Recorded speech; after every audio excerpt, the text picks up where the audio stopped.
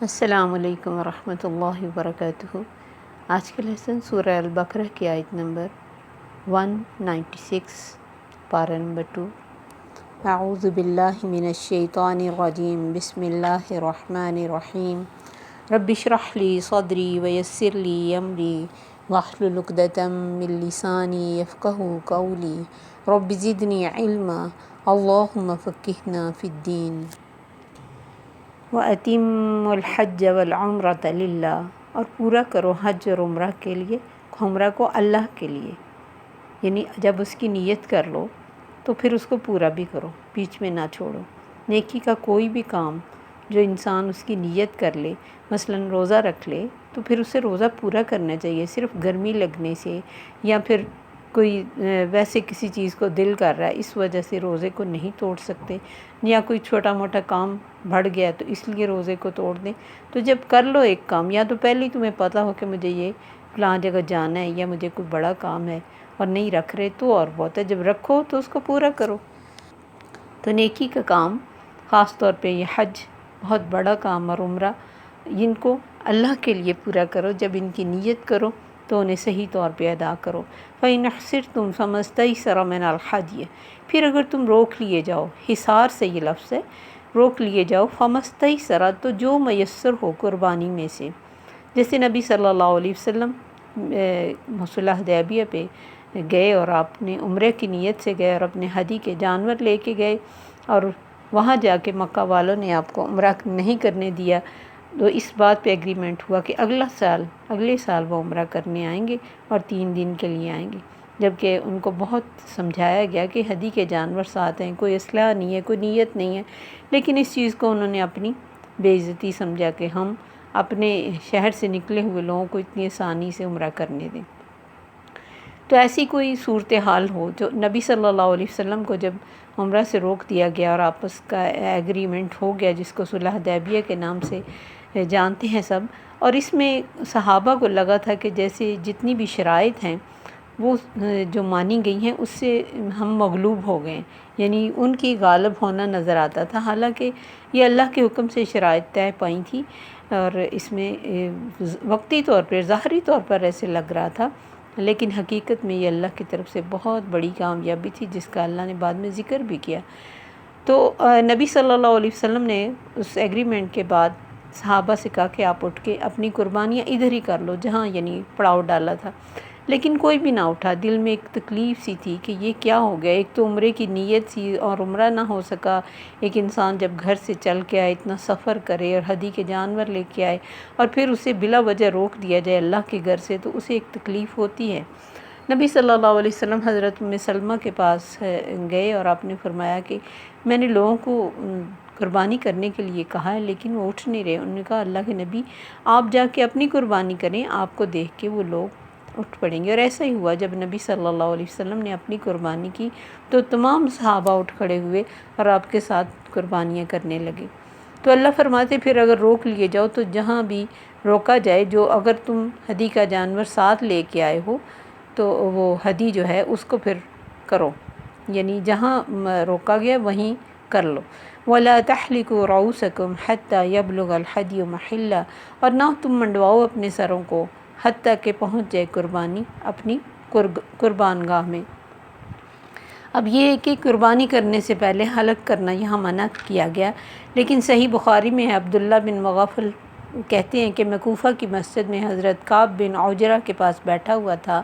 میں نے ان سے اس آیت کے بارے میں پوچھا تو انہوں نے کہا کہ میری یہ حالت تھی کہ مجھے لوگ اٹھا کے نبی صلی اللہ علیہ وسلم کے پاس لے گئے، جوئیں میرے منہ پر چل رہی تھیں۔ آپ نے مجھے دیکھ کے فرمایا میں نہیں خیال کرتا تھا کہ تمہاری حالت یہاں تک پہنچ گئی ہوگی، کیا تمہیں اتنی طاقت نہیں کہ ایک بکری ذبح کر ڈالو؟ میں نے کہا حضور میں تو مفلس آدمی ہوں۔ آپ نے فرمایا اچھا جاؤ اپنا سر منڈوا لو اور 3 روزے رکھ لینا، یا 6 مسکینوں کو آدھا آدھا سا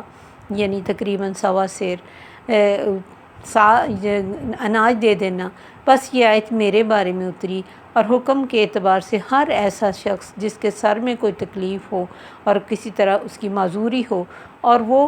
اگر اس طرح اپنا قربانی جو ہے اس کے کرنے سے پہلے اپنا سر منڈوا لے تو پھر اسے چاہیے کہ وہ اس طرح مسکینوں کو کھانا کھلائے، یا 3 دن کے روزے رکھے۔ فَمَنْ كَانَ مِنْكُمْ مَرِيضًا، تو جو کوئی تم میں سے بیمار ہو، او بِهِ أَذًى مِّن رَأْسِهِ، یا کوئی اس کے سر میں تکلیف ہے، فَفِدْيَةٌ مِّن صِيَامٍ أَوْ صَدَقَةٍ أَوْ نُسُكٍ، تو فدیہ دے کہ روزے رکھے یا صدقہ کرے، یعنی وہ مسکینوں کو جیسے میں نے بتایا، یا قربانی کرے۔ چونکہ قربانی کا ان کے پاس نہیں تھی کیپیسٹی، تو انہوں نے پھر ان دونوں میں سے کوئی کام کیا۔ فَإِذَا أَمِنْتُمْ، تو جب تم امن میں آ جاؤ، یعنی وہ حالات جو روکنے والے تھے وہ ختم ہو جائیں، فَمَن تَمَتَّعَ بِالْعُمْرَةِ إِلَى الْحَجِّ، تو جو کوئی فائدہ اٹھائے ساتھ عمرے کے حج کی طرف، فَمَا اسْتَيْسَرَ مِنَ الْحَدْيِ، تو جو میسر ہو قربانی میں سے۔ اب یہ کہ حج 2-3 طرح کا ہوتا ہے، جیسے حج افراد ہے، یعنی صرف حج کے لیے انسان جائے، حج قران اور حج تمتع ہے۔ اس میں ہے کہ ایک میں ہوتا ہے کہ آپ جیسے اب لوگ 1 مہینہ پہلے چلے گئے اور راستے سے انہوں نے ایئرپورٹ سے یا راستے میں اپنے احرام کی نیت کر لی، پھر جاتے انہوں نے عمرہ کیا، پھر اپنے سر کو منڈوایا اور احرام سے باہر نکل آئے، پھر اس کے بعد 15 دن رہیں، 20 دن رہیں، زیارتیں کریں، مدینہ میں جائیں، انہیں کوئی تنگی نہیں، یعنی پھر وہ حد تک فارغ ہیں، یعنی احرام کی جو پابندیاں وہ ان پر لاگو نہیں ہوتی۔ اور دوسرا وہ لوگ ہیں جو اس نیت سے جاتے ہیں، مطلب اتنے دن کے لیے، مثلا کوئی 10 دن کے لیے گیا اور صرف حج کی نیت سے گیا، پھر وہ احرام نہیں کھولتا، یعنی عمرہ کرتا ہے لیکن احرام کو باندھے رکھتا ہے اس کی پابندیوں کے ساتھ کہ اب میں حج کر کے تو پھر ایک ہی دفعہ اتاروں گا۔ تو جو صرف پہلے جاتے عمرہ کرتا ہے وہ عمرے کی نیت کرے گا، اللہم لبیک لک عمرہ، اور جو حج اور عمرہ کی دونوں کٹھے کرے گا تو پھر وہ اسی کی نیت کرے گا، اللہم لبیک لک عمرہ و حج، تو دونوں چیزوں کی وہ پھر نیت کرے گا۔ تو جو کوئی اللہ فرماتے فائدہ اٹھائے، یعنی عمرے کے ساتھ ساتھ حج بھی کرے، تو اسے پھر جو قربانی میسر ہو وہ اسے دینی چاہیے، اور یہ ان پر لازم ہے، یعنی جو حج قران یا تمتع کریں ان پر قربانی لازم ہے، جبکہ جو حج افراد کرتا ہے اس کے لیے قربانی لازم نہیں ہے۔ وَمَن لَّمْ يَجِدْ فَصِيَامُ 3 أَيَّامٍ فِي الْحَجِّ، اب کسی کو قربانی کا جانور نہیں میسر ہے یا اس کے پاس اتنے پیسے نہیں ہیں، مثلا بہت سارے لوگ ہوتے ہیں جن کو کوئی حج کرا دیتا ہے، ان کے اپنے ذاتی کوئی پیسے نہیں ہوتے، تو وہ حج کے اوپر ہی پورے آ جاتے ہیں، اور قربانی کافی مہنگی ہوتی ہے اور ان سے نہیں لی جاتی، تو پھر ان کے لیے ہے کہ وہ 3 روزے حج کے دنوں میں رکھیں، یعنی 1 ذی الحجہ سے 8 ذی الحجہ تک کسی بھی 3 دن میں وہ 3 روزے رکھ لیں گے۔ 9-10 کو روزہ نہیں رکھیں گے، کیونکہ عرفہ کا روزہ آؤٹ آف کنٹری جو ہم مکہ سے باہر ہیں ان کے لیے، حاجیوں کے لیے نہیں ہے، تو 3 دن کے روزے انہوں نے حج کے دوران رکھنے، اور 7 روزے جب وہ حج سے فارغ ہو جائیں یا اپنے گھر میں اپنی کنٹری میں واپس آ جائیں، یا وہیں اگر مکہ میں بھی رہنا چاہ رہے ہیں تو وہاں بھی حج کے بعد ان 7 روزے رکھ کے، تِلْکَ عَشَرَةٌ کاملہ، اللہ نے فرمایا یہ 10 پورے ہو گئے، یعنی کاملہ اس لحاظ سے بھی علماء کہتے ہیں کہ ان کو یہ ٹینشن نہ ہو کہ ہم نے قربانی نہیں کی، یا لوگ کہیں کہ تم تو قربانی نہیں کی، تمہارا حج کیسے اچھا ہوا، پورا نہیں ہوا، یا اس کو کوئی مطلب کم درجے کی نیکی سمجھا جائے، ایسا نہیں ہے۔ جس چیز کا اللہ نے آلٹرنیٹ دے دیا اس کا اجر بھی انشاءاللہ وہ اتنا دے گا، تو یہ 10 جو ہیں وہ کاملہ ہیں، یعنی حج کا ثواب بھی پورا ہوگا، قربانی کا بھی ثواب ہوگا، کیونکہ اس کے پاس ایک سالڈ ریزن تھا کہ اس کی حیثیت نہیں تھی۔ ذَلِكَ لِمَن لَّمْ يَكُنْ أَهْلُهُ حَاضِرِ الْمَسْجِدِ الْحَرَامِ، اور یہ آسانی اس کے لیے ہے جو مسجد حرام کے پاس رہنے والا نہ ہو، کیونکہ جو وہاں کے رہنے والے ہیں وہ اپنی قربانی کے جانور کو خرید سکتے ہیں، کر سکتے ہیں۔ وَاتَّقُوا اللَّهَ، اللہ سے ڈرو، یعنی تقوی، چاہے کتنی بڑی بھی تم نیکی کر رہے ہو اور حج پہ جا رہے ہو، اور لگتا ہے ایسے ہی ہے کہ جیسے بس حج پہ گئے ہیں تو اب کوئی مسئلہ نہیں ہے، یعنی حالانکہ وہاں بہت ضرورت پڑتی ہے، جگہ چھوٹی ہوتی ہے، زیادہ لوگ ہوتے ہیں، واش روم تھوڑے ہوتے ہیں لوگوں کے حساب سے، پھر کھانے کی تنگی ہو سکتی، نیند کی کمی ہو سکتی ہے، بہت ساری، اور پھر ایک دوسرے کے ساتھ مختلف علاقوں سے آئے ہوئے لوگ ذہنی بہت ڈفرینس ہوتا ہے، ایک کوئی کسی ملک کا ہے، کوئی کسی ملک کا، کسی کی طبیعت میں مطلب اگریسو ہے اور وہ کسی کو ذرا سی بھی اپنے گدے، آپ کو ہمیں پتہ ہے کہ مینا میں کتنے چھوٹے چھوٹے گدے دیے جاتے ہیں کہ صرف چند فٹ کا ایک گدا ہوتا ہے جس پہ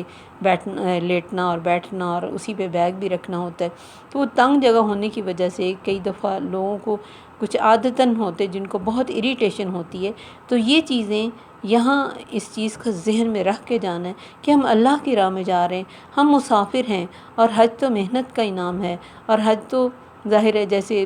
تنگی اور ترشی بھی اس میں آئے گی، ہر طرح کی تکلیف بھی آ سکتی ہے، تو ان تکلیفوں کو برداشت کرنا ہی تو حج ہے۔ اللہ دکھاتا ہے کہ یہ اتنی ایک ہی جگہ پہ اتنے لوگ، یاد کرو قیامت کے اس نقشے کو، جب موجوں کی موجیں نکلیں گی اپنے قبروں سے تو کسی کو چلنے کی بھی ضرورت نہیں پڑے گی، اور دھکوں سے انسان کہاں کہ کہیں پہنچ جائے گا، اور میدان عرفات میں اللہ کا جو دربار ہے یعنی وہ لگے گا اور حساب کتاب ہوگا۔ تو تقوی کو یاد رکھو، کوئی بھی کام اگر کرنا ہے زندگی میں، نیکی کا کام، تو تقوی کے بغیر ممکن نہیں، جب تک اللہ کی رضا کی نیت نہ ہو، اللہ کی پکڑ کا ڈر نہ ہو، اس کے بغیر کوئی نیکی نہیں رہتی۔ اور حج میں کئی چیزیں کوئی آگے پیچھے ہوئی، نبی صلی اللہ علیہ وسلم کو آ کے بتایا گیا تو آپ نے فرمایا لا حرج لا حرج، یعنی ایسی چھوٹی چھوٹی باتیں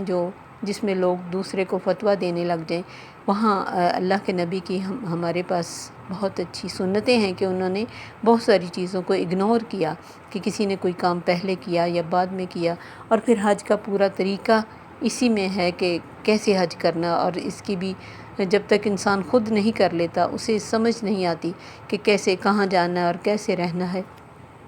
تو اللہ فرماتے جان رکھو کہ وہ بہت سخت پکڑ کرنے والا ہے، کہ یعنی اتنے بڑے سفر اور اتنی بڑی نیکی کے لیے تم نکلے ہو، اور اگر اللہ کا ڈر نہیں ہے، اس کی رضا کی نیت نہیں ہے، اور چھوٹی چھوٹی باتوں پہ لوگوں سے لڑ رہے ہو، اور چھوٹے چھوٹے کاموں کے لیے لوگوں کو تکلیف دے رہے ہو، تو یاد رکھو اللہ کی پکڑ بہت سخت ہے۔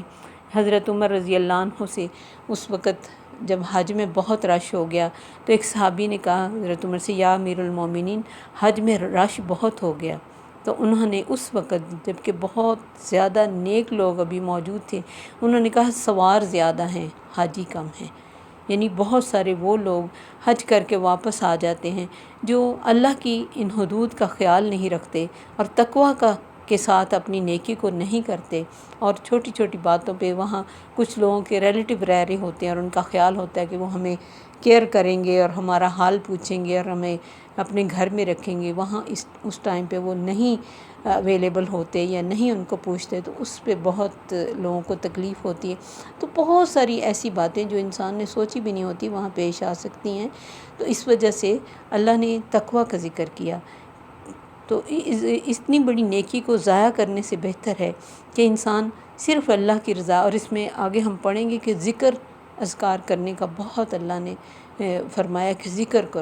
کرو، اللہ کو یاد کرو۔ مین مقصد وہاں یہی ہے کہ مناسک حج کے علاوہ جتنا بھی ٹائم ہے ان کو طواف اور ذکر اذکار اور قرآن اور نوافل کے ساتھ گزارا جائے، بجائے اس کے کہ وہاں شاپنگ اور اس طرح کی چیزوں میں وقت کو ضائع کیا جائے، یا پھر صرف اپنا زیادہ ٹائم سو کے گزار لیا جائے، یا پھر وہاں ایک ہلا گلا میں رہا جائے اور کبھی کسی کے گھر پارٹی اور کبھی کسی کے گھر آنا جانا۔ تو ایک حج کا جو ایک خوبصورت سا انسان پہ اثر آتا ہے وہ پھر اسی طرح آتا ہے کہ وہ نیکی، جیسے میں نے کہا تھا روزہ اگر صحیح طریقے سے رکھا جائے تو شام کو احساس ہوتا ہے کہ ہم نے روزہ رکھا ہے، اسی طرح حج کو اگر صحیح طریقے سے کیا جائے تو انسان کی زندگی بدل جاتی۔ بہت دفعہ لوگوں کو دیکھا جو یہاں نماز بھی نہیں پڑھتے ہوتے، جب حاجی بن کے آتے تو ہمیشہ کے لیے نیک ہو جاتے، یعنی وہ ایسی جگہیں اگر انسان ان کو صحیح طریقے سے مناسک حج کو ادا کرے اور اللہ کی رضا کی کوشش ہو اور زیادہ سے زیادہ محنت کرے، کیونکہ آپ نے فرمایا تھا کہ محنت کے مطابق ہی اس کا اجر ہے، اور بجائے اس کے کہ اگر اس کی صحت ٹھیک ہے تو وہ پیدل حج کرنے کو زیادہ اہمیت دے، کیونکہ جیسے عرفات سے مزدلفہ جانے کے لیے راستہ جو ہے وہ اگر انسان پیدل طے کر لے تو بہت ٹائم پہ وہاں پہنچ جاتا ہے، اور بہت آسانی سے اور اونچی اونچی آواز میں تکبیرات کہنا، اور اپنے اندر کسی کو تکلیف نہ دینا، اور اپنا فوکسڈ رہنا کہ ہم اللہ کے گھر کا حج کرنے آئے ہیں، تو یہ بہت اہمیت کی چیزیں ہیں۔ تو اگر تم ان تقوی کا دھیان نہ رکھو گے اور دوسروں کو تکلیف کا باعث بنو گے تو یاد رکھ لینا اللہ بہت سخت پکڑنے والے ہیں۔ اللہ سے دعا ہے کہ اللہ مقبول حج، جو بھی حج پہ گئے ہیں، جیسے آج کل حج کے ہی دن ہیں اور لوگ گئے ہوئے ہیں، اللہ کرے جو بھی گئے ہیں اللہ ان کے حج قبول